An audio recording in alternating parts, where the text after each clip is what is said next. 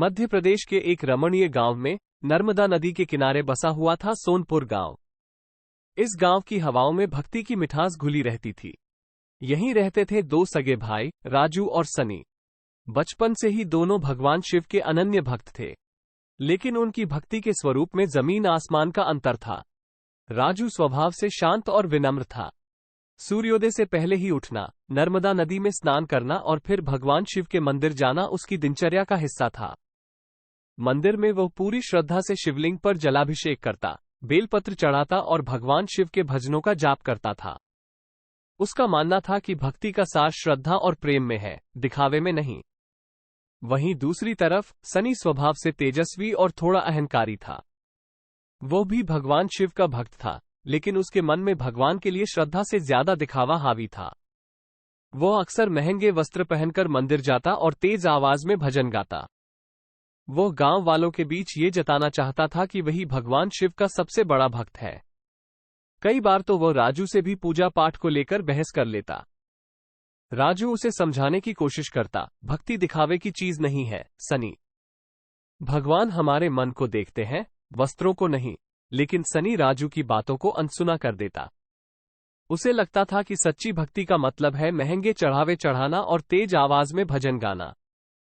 एक दिन गांव में खुशी का माहौल छा गया। गांव के लोगों ने मिलकर भगवान शिव का एक भव्य मंदिर बनवाया था। मंदिर का उद्घाटन समारोह बहुत धूमधाम से होने वाला था। गांव के सभी लोग इस उत्सव में शामिल होने के लिए उत्सुक थे। मंदिर बनाने में राजू और सनी ने भी पूरे मन से योगदान दिया था। उद्घाटन समारोह के दिन मंदिर प्रांगण में मेला जैसा माहौल था। गांव के कोने कोने से आए श्रद्धालु भगवान शिव के दर्शन के लिए लाइन में लगे थे। भजन कीर्तन हो रहा था और खुशबूदार अगरबत्तियों की सुगंध पूरे वातावरण में फैल रही थी। मंदिर के पुजारी, एक दीन बंधु बुजुर्ग व्यक्ति जिन्हें सब लोग पंडित जी कहकर पुकारते थे, ने घोषणा की, आज के शुभ दिन पर जो सबसे परम भक्त भगवान शिव की पूजा अर्चना करेगा, उसे ही सबसे पहले भगवान शिव का जलाभिषेक करने का सौभाग्य प्राप्त होगा। ये सुनते ही राजू शांत भाव से मुस्कुराया। वहीं सनी के चेहरे पर उत्साह के साथ साथ गर्व का भाव भी उभर आया। उसे ये साबित करने का जुनून सवार था कि वही गांव का सबसे बड़ा शिव भक्त है। पुजारी ने सबसे पहले गांव के सबसे वयोवृद्ध व्यक्ति को जलाभिषेक करने के लिए बुलाया। उनके बाद बारी बारी से गांव के अन्य श्रद्धालुओं को भी मौका दिया गया।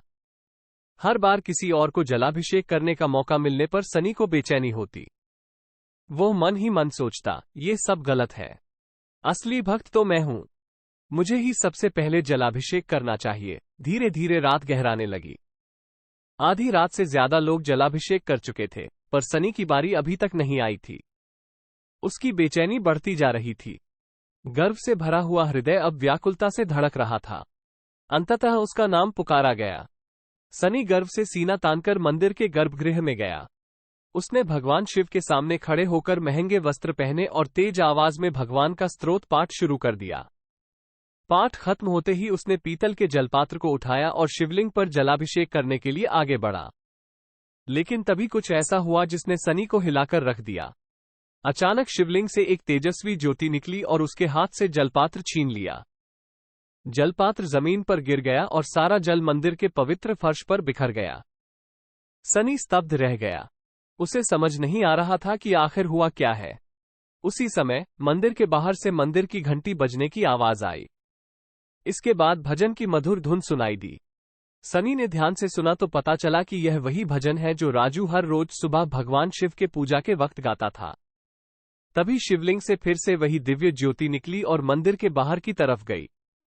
ज्योति मंदिर के बाहर खड़े राजू के पास पहुंची और उसके हाथों में मौजूद साधारण मिट्टी के जलपात्र को उठा लिया।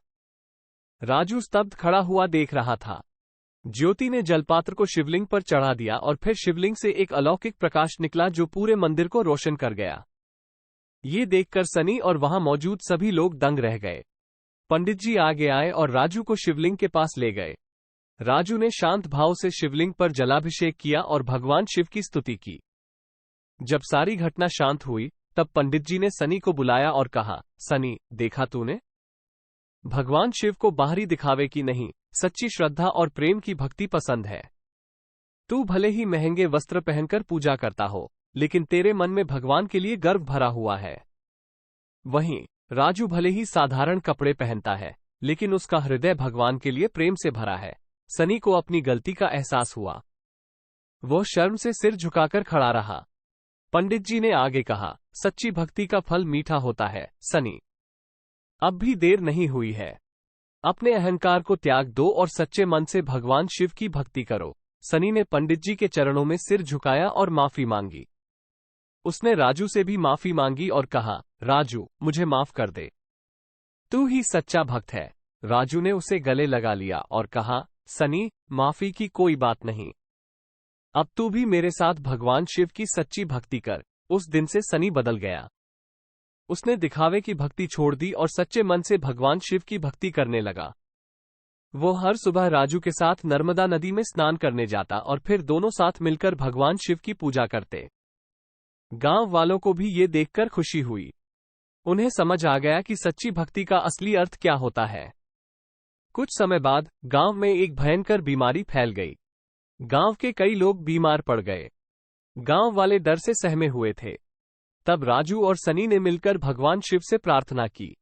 उन्होंने दिन रात भजन कीर्तन किया और भगवान शिव से गांव वालों को स्वस्थ करने की विनती की। उनकी सच्ची श्रद्धा भगवान शिव तक पहुंची। कुछ ही दिनों में गांव में फैली बीमारी का अंत हो गया और सभी लोग स्वस्थ हो गए। ये चमत्कार देखकर गांव वालों की आस्था भगवान शिव के प्रति और भी मजबूत हो गई। साथ ही उन्हें ये भी समझ आया कि दिखावे से ज्यादा मायने सच्ची श्रद्धा और प्रेम रखते हैं। राजू और सनी दोनों ही गांव वालों के लिए आदर्श बन गए। उन्होंने सिखाया कि भगवान हर किसी की भक्ति स्वीकार करते हैं, लेकिन भक्ति सच्चे मन से होनी चाहिए। एक दिन शाम के समय राजू और सनी नर्मदा नदी के किनारे बैठकर भगवान शिव के भजन गा रहे थे। सूर्यास्त का नजारा मनमोहक था। आकाश नारंगी, गुलाबी और बैंगनी रंगों से रंगा हुआ था। अचानक नदी के बीच से एक चमकदार ज्योति निकली और उनके सामने प्रकट हुई। ज्योति का रूप धीरे धीरे भगवान शिव में बदल गया। भव्य त्रिशूल धारण किए, बाघ की खाल पहने, गले में सर्प का हार सजाए भगवान शिव अत्यंत दिव्य रूप में खड़े थे। राजू और सनी दोनों भयभीत होकर उनके चरणों में गिर पड़े। भगवान शिव ने उन्हें आशीर्वाद देते हुए कहा, हे राजू और सनी, तुम्हारी सच्ची भक्ति से मैं बहुत प्रसन्न हूं। तुम दोनों ने सच्चे मन से मेरी पूजा की और गांव वालों का मार्गदर्शन किया। मैं तुम्हारे इस कर्म से अत्यंत प्रभावित हुआ हूं। राजू और सनी ने भगवान शिव से गांव के कल्याण की कामना की। भगवान शिव ने उन्हें आशीर्वाद दिया और फिर धीरे धीरे ज्योति में बदलकर अंतर्ध्यान हो गए। राजू और सनी उस अद्भुत अनुभव से अभिभूत थे। भगवान शिव के दर्शन पाकर उनका जीवन धन्य हो गया था। उन्होंने भगवान शिव को धन्यवाद दिया और हमेशा सच्चे मन से उनकी भक्ति करने का प्रण लिया। उस दिन के बाद राजू और सनी पूरे गांव के लिए आदर्श बन गए। उन्होंने सिखाया कि भक्ति बाहरी दिखावे, महंगे चढ़ावों या ऊंचे स्वर में जप करने से नहीं होती, बल्कि सच्चे मन से प्रेम और श्रद्धा रखने से होती है। उनकी कहानी न केवल सोनपुर गांव में बल्कि आसपास के गांवों में भी फैल गई। हर कोई जान गया कि भगवान शिव सच्चे भक्तों की मनोकामना अवश्य पूर्ण करते हैं।